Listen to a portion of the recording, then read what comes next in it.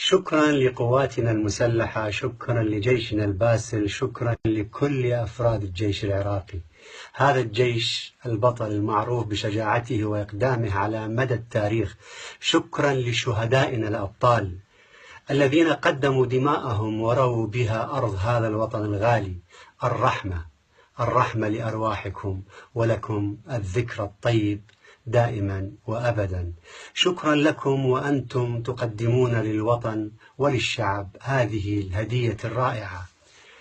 وأنت يا نينوى يا حبيبتي يا مدينتي العزيزة، ويا أبناء نينوى الطيبين من كل القوميات والأديان والمذاهب، قلوب العراقيين جميعها معكم منذ أن دخلت الموصل الحدباء في بحر من الدماء لمدة 4 سنوات ولاقت ما لاقت من العذاب.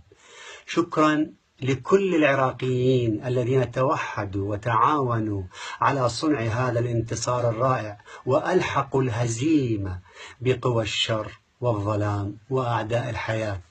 هنيئا لنا لكل العراقيين بعودة الموصل الحبيبة الجميلة أم الربيعين إلى حضن العراق العظيم.